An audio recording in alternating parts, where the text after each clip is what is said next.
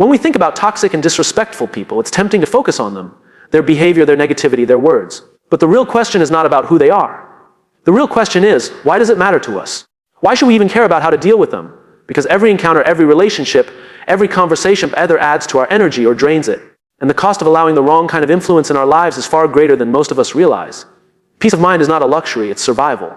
Imagine carrying a glass of water in your hand all day. At first, it feels light, manageable. But over time, your hand aches, your arm trembles, and the weight becomes unbearable. That's what constant exposure to toxic people does to us. It's not the single interaction that breaks us, it's the accumulation. Protecting our peace means putting the glass down before it crushes us. Our energy is finite. Every day we wake up with a certain amount of mental, emotional, and physical fuel. We spend it on our work, our families, our dreams, our challenges. Toxic people are like leaks in that fuel tank. They drain us before we even get a chance to use our energy on the things that truly matter. And if we don't patch the leaks, we will find ourselves running on empty, not because life is too hard, but because we've let the wrong people siphon our strength.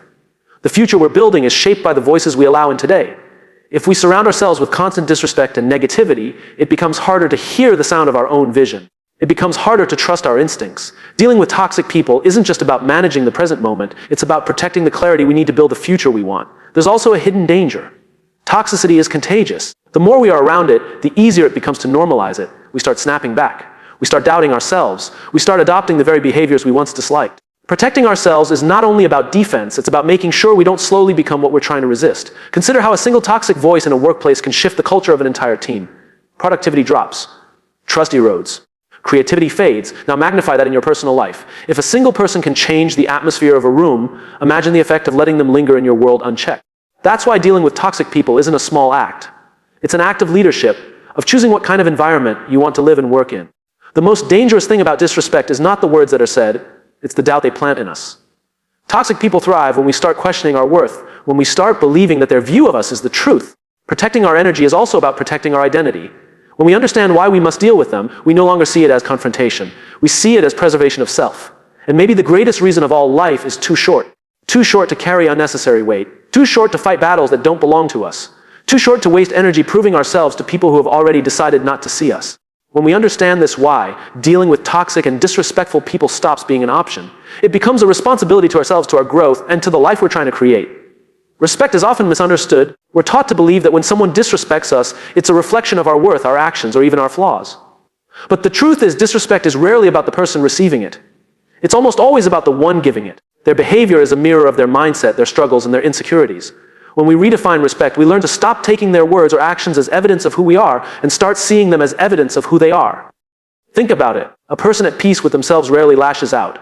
A person secure in their identity doesn't need to belittle others to feel strong. When someone is disrespectful, it's often a projection of their inner conflict.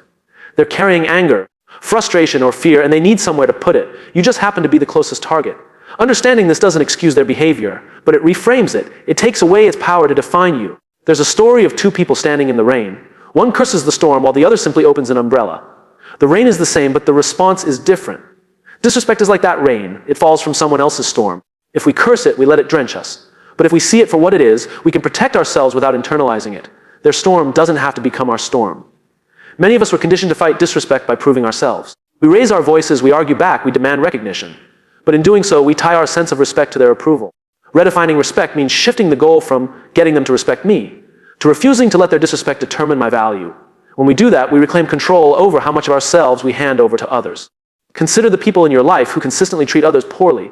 Notice how it's not just you, they spread their behavior everywhere. That pattern is revealing. It's not about who they're speaking to, it's about the unresolved weight they're carrying. Seeing this pattern helps us detach. We no longer see their disrespect as a targeted judgment of us.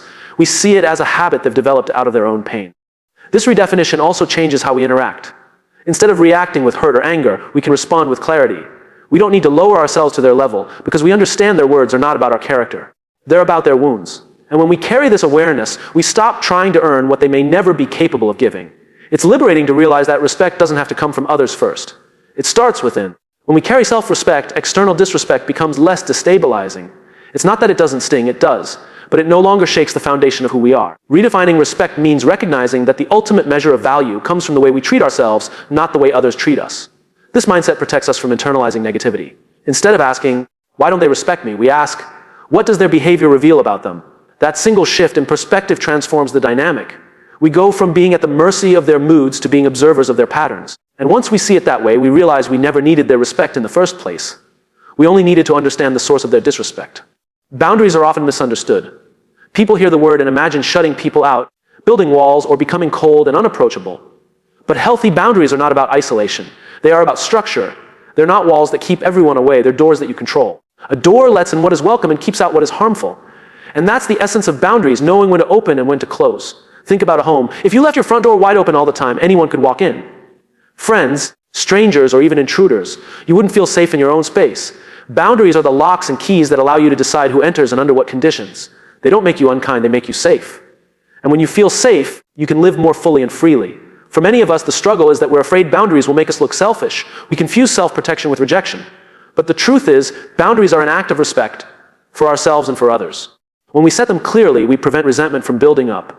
We stop giving more than we can handle and stop expecting more from others than they can give. Boundaries are not selfish, they're honest. Without boundaries, toxic and disrespectful people thrive. They push, they take, they demand because they sense that there is no limit.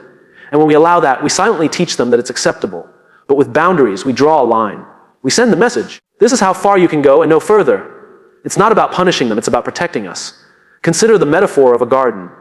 If you don't put up a fence, anyone can trample through, pull out flowers, or plant weeds. A fence doesn't stop you from sharing your garden with others. It simply ensures that the space is treated with care. Boundaries work the same way. They preserve the environment where your peace, energy, and growth can flourish. What's powerful about boundaries is that they shift control back to you. Toxic people often make us feel powerless, as though we have no choice but to accept their behavior. Boundaries remind us that we always have a choice. We decide how much access someone has to our time, our emotions, and our energy. They may choose their actions, but we choose our level of exposure. Enforcing boundaries doesn't always mean confrontation. Sometimes it's as simple as limiting how much time you spend with someone. Sometimes it's redirecting a conversation when it turns negative. Sometimes it's walking away when the environment becomes unhealthy. Boundaries can be quiet, subtle, and steady, and yet their impact is profound. The beauty of boundaries is that they create clarity. They teach people how to treat us. They reveal who respects us enough to honor them and who doesn't. And in that clarity, we learn who deserves a place in our lives and who cannot be trusted with access to our peace. Boundaries aren't about shutting out the world. They're about making sure the right people stay in while the wrong influences stay out. Toxic people thrive on reaction. Their words are designed to sting, their actions crafted to provoke, their behavior aimed at pulling you into their storm. The moment you mirror their toxicity, by yelling back, by insulting in return, by playing their game, they win. Not because they were right, but because they managed to drag you down to their level. Refusing to mirror them is not weakness, it's strength. It's the discipline to protect your peace even in the middle of chaos. When someone throws fire at you, your instinct may be to throw fire back. But all that does is make the flames bigger. Calm, on the other hand, acts like water. It doesn't just stop the fire from spreading. It protects you from being consumed by it. Choosing calm is not about letting them get away with their behavior. It's about ensuring you don't become part of the very problem you're trying to escape. Clarity is the key. Toxic people love confusion. They twist words, they shift blame, they make you question yourself. When you remain clear about what was said, what was done, and how you will respond, you take away their power. They may try to cloud the air, but clarity cuts through like sunlight breaking into a foggy room. And when you operate with clarity, others around you can also see the truth for what it is. Think of a chess game. If your opponent keeps trying to distract you with noise, taunts, or theatrics, the worst thing you can do is get caught up in it. The best move is to stay focused on the board, on your strategy, on the long game. Toxic interactions are like that. The noise is a distraction. The real game is about control. Control over your emotions, your words, and your choices. It's easy to believe that matching their energy shows strength, but in reality, it gives them exactly what they want: validation. Toxic people feed off emotional reactions. Every time you raise your voice, they know they've gotten under your skin. Every time you slam the door, they know they've disrupted your peace. Calmness, however, denies them that fuel. It leaves them swinging in the air with nothing to grip onto. Choosing not to play their game doesn't mean you stay silent forever. It means you respond on your terms, not theirs. You speak when you're ready, not when they're baiting you. You act when it serves your clarity, not when they're demanding chaos. This is how you regain control of the narrative, by refusing to let them dictate when and how you engage. There's also dignity in calm. When you remain steady, you show that you won't compromise your values for the sake of a temporary victory. You model what self-control looks like, and often, that calm presence does more to expose toxic behavior than any heated argument could. People notice the difference between noise and composure. They recognize who is adding to the problem and who is standing above it. Ultimately, refusing to mirror toxicity is about protecting your identity. If you let every disrespectful person rewrite your behavior, you slowly lose sight of who you are. Calm and clarity remind you that you are not defined by their chaos. You are defined by the choices you make in the middle of it. And when you choose not to play their game, you prove that their influence stops at your boundary. Toxicity, like smoke, spreads quickly. If you stand in a room filled with smoke and breathe deeply, it enters your lungs, makes you cough, and weakens you. But if you recognize it for what it is and step outside, you protect yourself. The same is true with toxic people. Their negativity, their criticism, their disrespect, it's only dangerous if we inhale it, if we let it sink into our hearts and minds. Detachment is the act of stepping outside. Detaching doesn't mean you stop caring about people. It means you stop carrying what isn't yours. Many times, toxic people try to hand us their baggage, their anger, their bitterness, their unresolved pain. They want us to hold it, to feel it, to carry it with them. Absorbing it makes their problem our problem. Detaching means saying, I see what you're carrying, but I choose not to take it on. Imagine someone throwing mud at you. If you rush to catch it, you end up covered and dirty.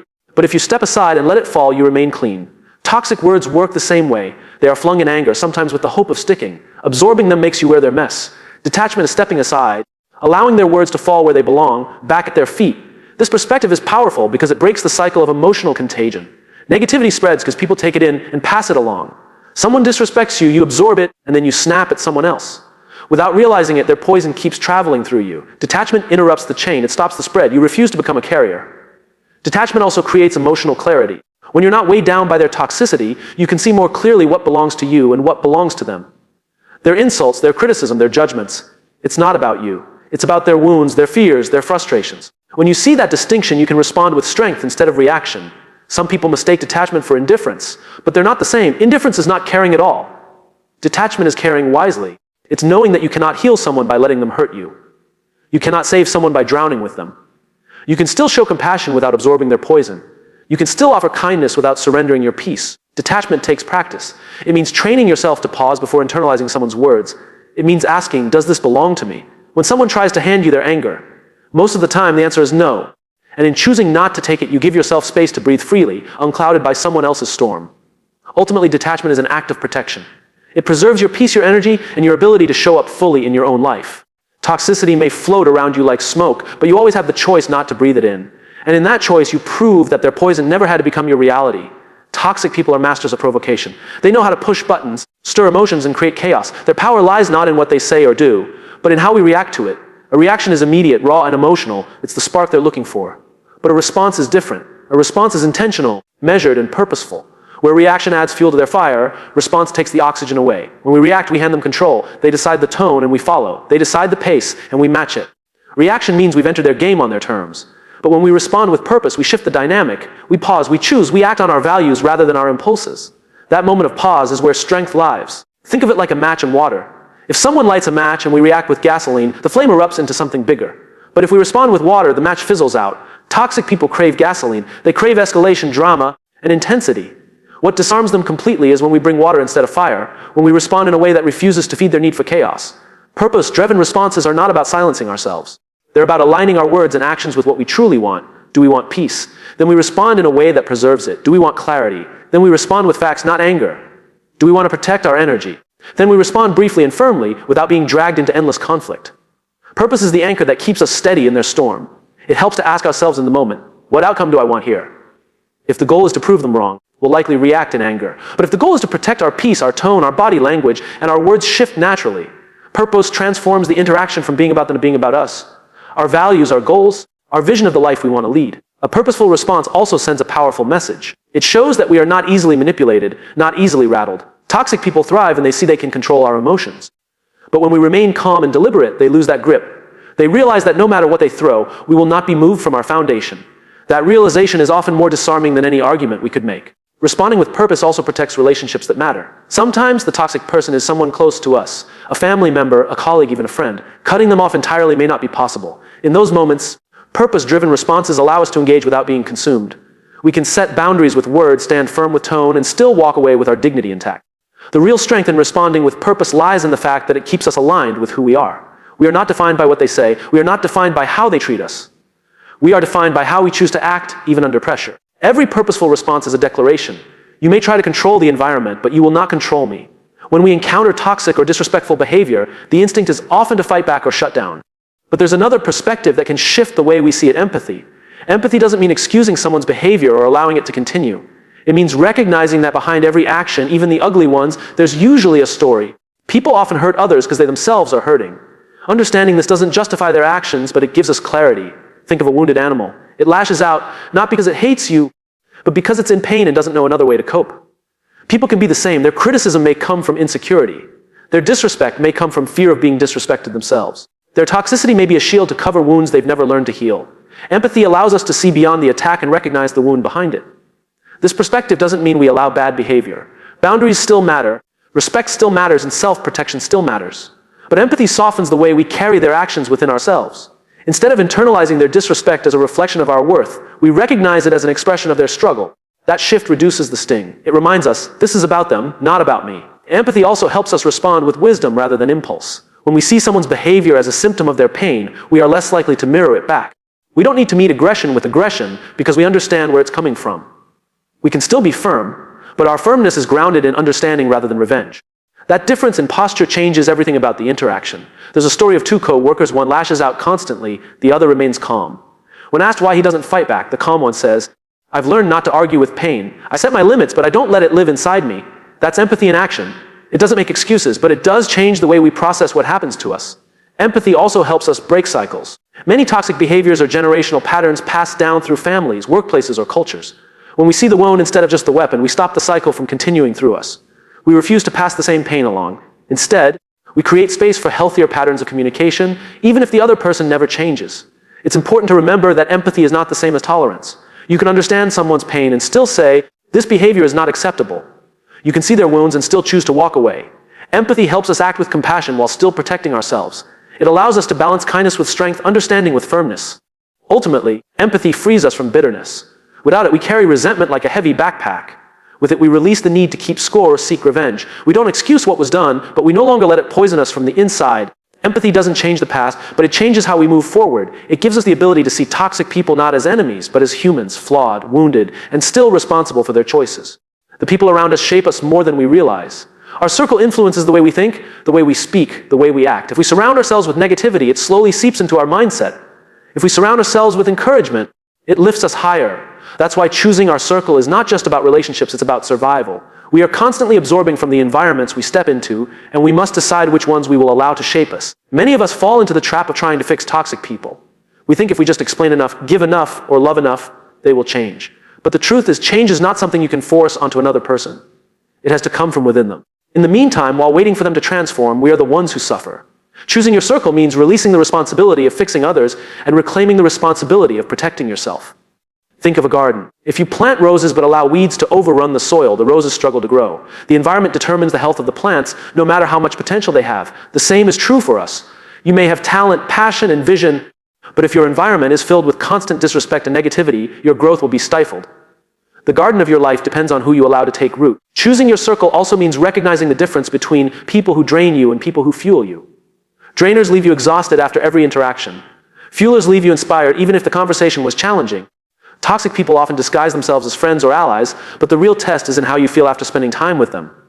That emotional residue tells the truth about the relationship. There's courage in choosing wisely. Sometimes it means walking away from people you've known for years. Sometimes it means creating distance from family members who don't respect your boundaries. Sometimes it means saying no to invitations or conversations that keep pulling you back into unhealthy cycles. These choices are never easy, but they are necessary for protecting the environment where you live and grow. The beauty of choosing your circle is that it creates space for the right people to enter. When you step away from toxic influences, you open the door for healthier, more uplifting connections. It's like clearing out a cluttered room. Only then do you have space for new furniture, new light, and new possibilities. Protecting your environment is not just about saying no to the wrong people. It's also about making room for the right ones. Choosing your circle also teaches you accountability. Just as others influence you, you influence them. Surrounding yourself with people who challenge you to be better, who hold you to your values, and who celebrate your growth ensures that you are not just surviving, but thriving. The circle you choose becomes both your support system and your mirror. At the end of the day, you don't need to fix toxic people. That's not your job. What you need is to build an environment where your energy is preserved, your peace is respected, and your growth is nurtured. The circle you choose determines the atmosphere you breathe in every day, and that atmosphere shapes the person you are becoming.